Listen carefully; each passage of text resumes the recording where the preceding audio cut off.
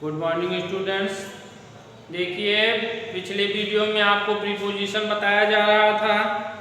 Preposition का प्रयोग आपको बता दिया गया था और जिसमें से आपको इन, आन ये सब प्रीपोजिशन बताया गया था। ठीक है, आन भी अधिकतर प्रयोग किए जाने वाले प्रीपोजिशन में से एक है। जैसे डेज तथा डेट्स के लिए भी आन, जैसे आन संडे, आन सेवंथ, आन जनवरी, आन क्रिसमस डे etc कई जगह प्रयोग होता रहता है। अब आप देख लीजिए विथ, बाई तथा फ्रॉम का प्रयोग। विथ, बाई तथा फ्रॉम का प्रयोग समझ आ रहा है। प्रीपोजिशन चल रहा है, आप देखते रहिए। इन तीनों शब्दों का अर्थ होता है से। तीनों शब्दों का अर्थ होता है से, परंतु इनका प्रयोग विभिन्न स्थितियों में होता है। तीनों का अर्थ एक ही है, से होता है, लेकिन इनका प्रयोग विभिन्न परिस्थितियों में होता है। जैसे यहाँ देख लीजिए, आई राइट विथ पेन।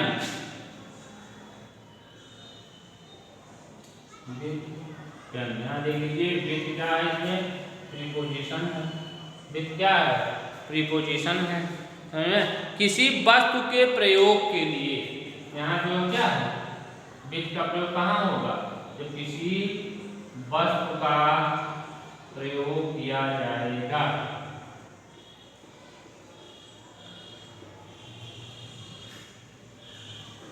किसी वस्तु के का प्रयोग के लिए, किसी वस्तु के प्रयोग के लिए,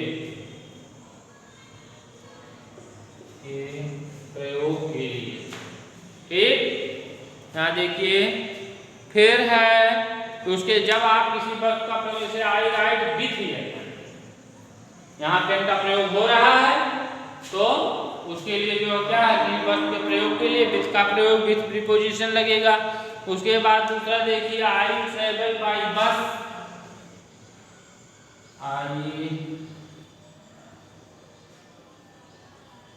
बाई बस, यहाँ बाई यात्रा के लिए, यात्रा के लिए जो है वाहन द्वारा यात्रा करने के लिए।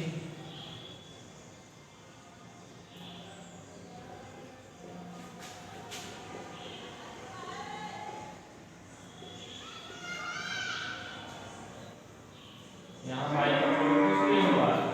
वाहन द्वारा यात्रा करने के लिए ही यहाँ बाई का प्रयोग हुआ है। ठीक है, विथ का प्रयोग इंस्ट्रूमेंट के लिए और बाई का प्रयोग एन के लिए होता है। समझ में आ रहा है?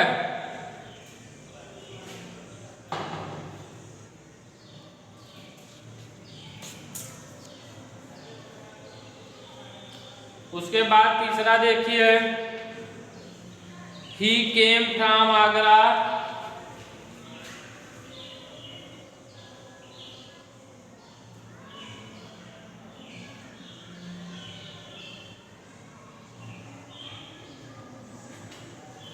ही केम फ्रॉम आगरा, यानी अलग होने के लिए यहाँ फ्रॉम किसका प्रयोग किया गया है? अलग होने के लिए। समझ में आ रहा है? ही केम फ्रॉम आगरा, यानी अलग होने के लिए जो है फ्रॉम का प्रयोग किया गया है। समझ में आ रहा है? उसके बाद देखिए,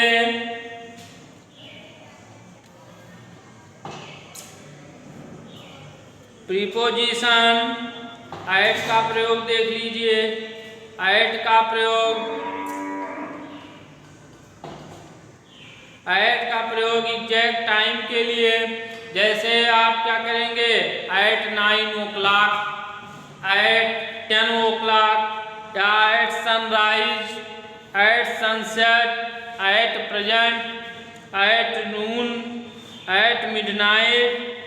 तो इसके लिए क्या होगा, एट का प्रयोग किया जाए किसी एग्जैक्ट पॉइंट के लिए, जैसे at the platform, at bus stop, ठीक है, at the entrance, at airport, at the bottom etc। जैसे I met him at the bus stop, ठीक है, ये एट का प्रयोग है, आप उसको देख लीजिएगा, पढ़िएगा जब, तभी आप समझ पाएंगे। उसके बाद आप देख लीजिए बिहाइंड तथा आफ्टर का प्रयोग।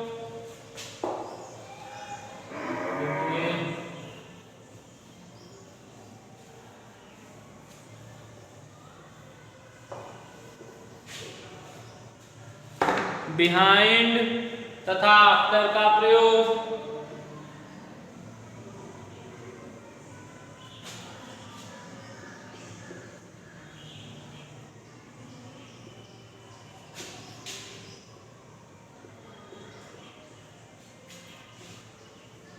बिहाइंड तथा आफ्टर का प्रयोग। दोनों शब्दों का अर्थ होता है पीछे, दोनों शब्दों का बिहाइंड का भी होता है, आफ्टर का तो बाद में होता ही है, जानते ही हैं। दोनों शब्दों का अर्थ पीछे होता है, पीछे, परंतु इनका प्रयोग इस प्रकार किया जाता है, जैसे he lives behind my house,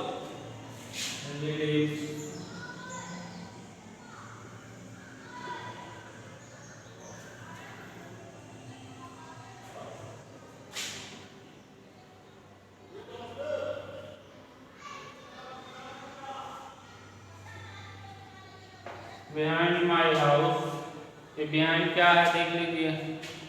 अब इसमें क्या है, स्थित के लिए, स्थित के लिए, ठीक है, he lives behind my house, जो कोई स्थिति हो। फिर स्थिरता के लिए भी इसको कह सकते हैं। उसके लिए विभिन्न बात देखिए, the dog ran after the cat, the dog, देख लीजिए, the dog ran after the cat,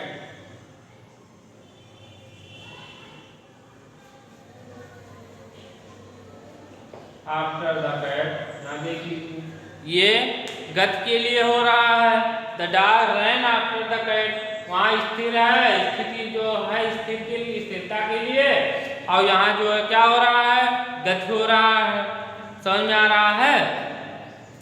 तो ये बिहाइंड तथा आफ्टर का प्रयोग हो गया, ये बिहाइंड तथा आफ्टर का आप देख लिए।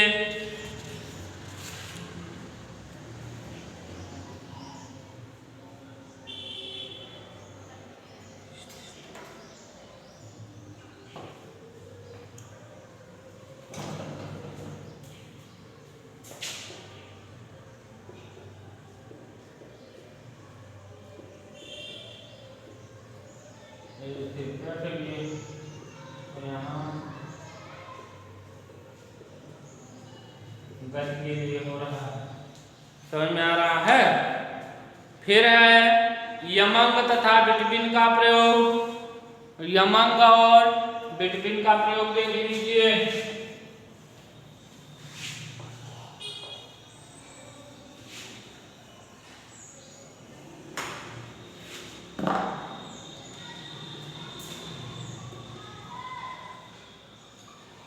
यमंग तथा बिटवीन का प्रयोग,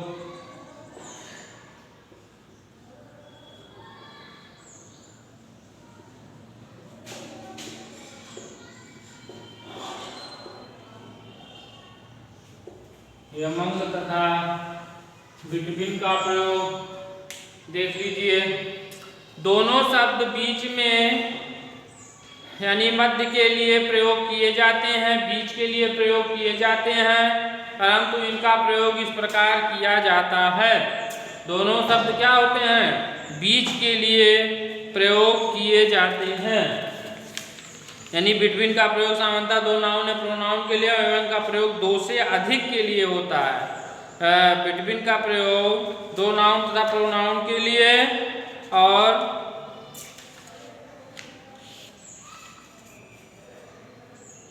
तो इस प्रकार प्रकार देखिए बिटवीन का प्रयोग सामान्यतः दो नाउन तथा प्रोनाउन के लिए और यमंग का प्रयोग दो से अधिक के लिए होता है।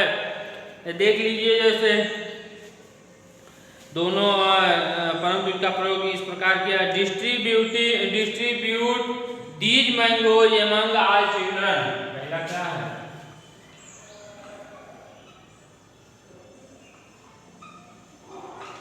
Distribute these mangoes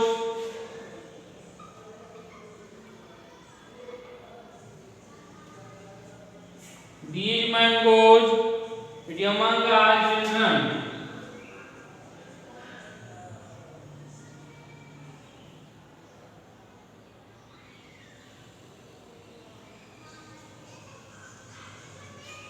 among all children, ठीक है। तो यहाँ देख लीजिए प्रीपोजिशन क्या है, among है, ठीक।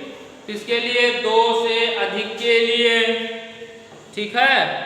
बिटवीन का प्रयोग यमंग का प्रयोग दो से अधिक के लिए होता है। यहाँ क्या है,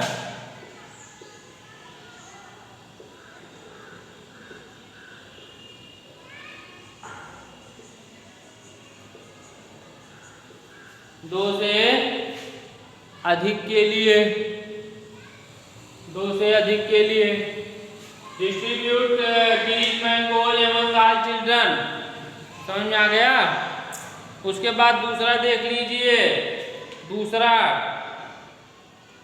डिवाइड, यहाँ देखिए divide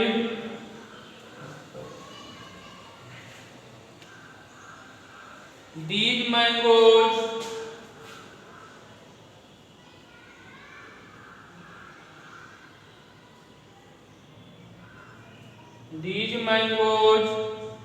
between the two brothers।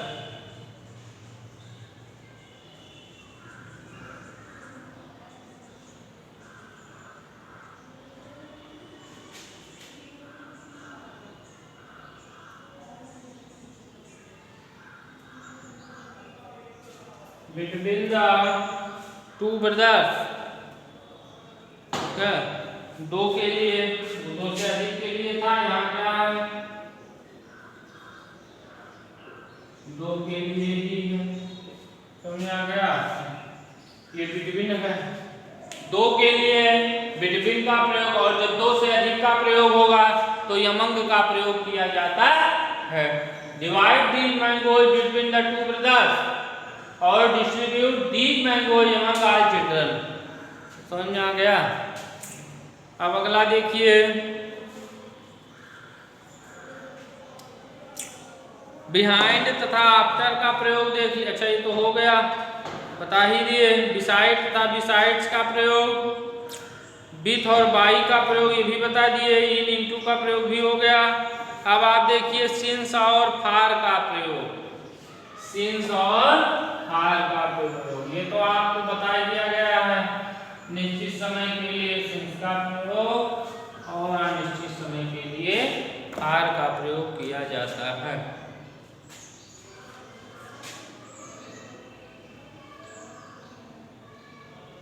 Since तथा फार का प्रयोग,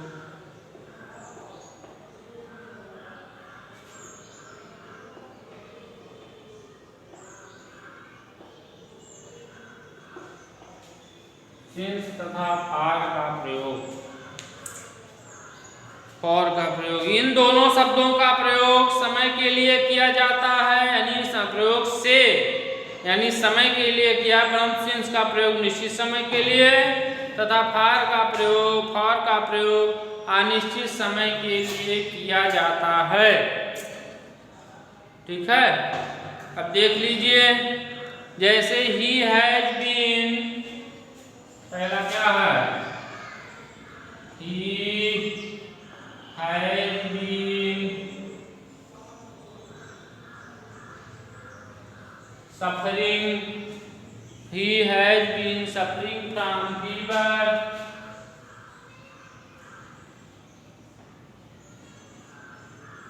since last night,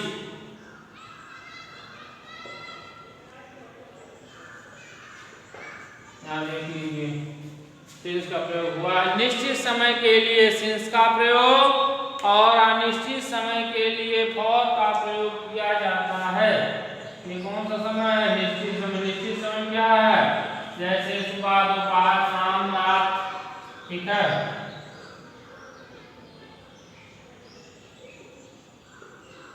या सोमवार, मंगलवार, ये सब क्या निश्चित समय है। या 2 बजे से, ये सब निश्चित समय है। लेकिन अनिश्चित समय कौन कौन सा है? जैसे 4 बजे से, 4 घंटे से, 4 दिन से, ये सब क्या हो गए? अनिश्चित समय हो गए, ठीक है। दूसरा देखिए, he had been suffering from fever for 2 days, यही बात लिख लीजिए।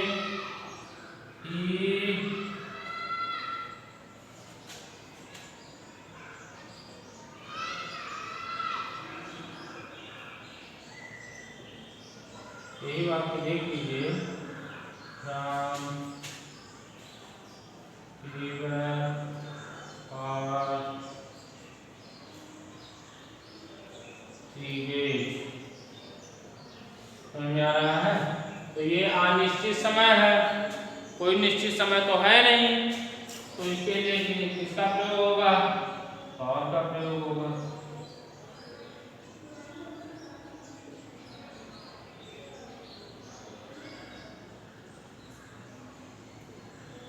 यह अनिश्चित समय हो गया। He had been suffering from fever for 3 days। अब इसमें जो है अनिश्चित समय के लिए है, तो निश्चित समय के लिए सिंस का प्रयोग, अनिश्चित समय के लिए फॉर का प्रयोग किया जाता है। फ्रॉम का प्रयोग समय से, अब देखिए फ्रॉम का प्रयोग देख लीजिए, तो फॉर हो गया। फ्रॉम का प्रयोग समय से कार्य होने के लिए किया जाता है। परफेक्ट टेंस में फ्रॉम का प्रयोग नहीं किया जाता है। अब वो चाहे जो परफेक्ट हो, यानी present perfect, past perfect, future perfect, उसमें फ्रॉम का प्रयोग नहीं किया जाता है। जैसे Ram will attend the class from Monday, ठीक है। या the mall will be opened for the public from the next month. From का प्रयोग स्थान के संदर्भ में भी किया जाता है। जैसे कि स्थान के प्रयोग के लिए भी फ्रॉम का प्रयोग किया जाता है। जैसे आई एम फ्रॉम लखनऊ, ठीक है। I am from Lucknow. फिर देखिए एडवर्ब तथा प्रीपोजिशन। कुछ शब्दों का प्रयोग एडवर्ब तथा प्रीपोजिशन दोनों के लिए किया जाता है। कुछ शब्द ऐसे हैं जिनका प्रयोग एडवर्ब तथा प्रीपोजिशन दोनों के लिए किया जाता है। जैसे he is in the room और ही वेंट इन, एडवर्ब के रूप में क्या हो जाएगा? He went in. और प्रीपोजिशन के रूप में जब हम प्रयोग करेंगे तो he is in the room. समझ में आ रहा है? या मान लिया है the train came before time. ये क्या हो गया? प्रीपोजिशन के रूप में इसका प्रयोग हो गया। The train came before time, ये किसका प्रयोग होगा? प्रीपोजिशन के लिए इसका प्रयोग हो गया। उसके बाद इसको ऐसे भी हम कह सकते हैं I have seen you before, तो ये एडवर्ब के रूप में इसका प्रयोग हो गया। समझ में आ गया? या the book is on the table, तो ये क्या हो गया? प्रीपोजिशन के रूप में हो गया। The book is on the table, ये प्रीपोजिशन के रूप में हो गया। लेकिन अगर इसको हम ऐसे कह दिए ही मूव्ड ऑन, यानी हम दूसरा कह दिए ऑन का प्रयोग कर दिए, ही मूव्ड ऑन, तो ये क्या हो गया? तो एडवर्ब के रूप में हो गया। नाउन था, प्रोनाउन को क्या? अब प्रीपोजिशन के बाद पश्चात, प्रीपोजिशन के पश्चात नाउन या प्रोनाउन का प्रयोग होता है। प्रीपोजिशन के पश्चात नाउन या प्रोनाउन का प्रयोग होता है, जबकि एडवर्ब के पश्चात किसी नाउन या प्रोनाउन का प्रयोग नहीं होता है। इसलिए इतना ध्यान रखिए कि प्रीपोजिशन के बाद किसी नाउन या प्रोनाउन का प्रयोग तो होता ही है, लेकिन एडवर्ब के बाद किसी भी नाउन या प्रोनाउन का प्रयोग नहीं किया जाता है। तो ठीक है, यानी प्रीपोजिशन का प्रयोग आपको बता दिया गया। प्रीपोजिशन आपका खत्म हो गया। अब इसको आप ध्यान से और जेल में पढ़िएगा, किताब सामने रख के, और बढ़िया से वीडियो देखिए, उसको पूरा पढ़िए जिससे आपको समझ में आ जाए। क्योंकि प्रीपोजिशन का प्रयोग हर जगह आपको कंपटीशन की परीक्षाओं में भी मिलता है।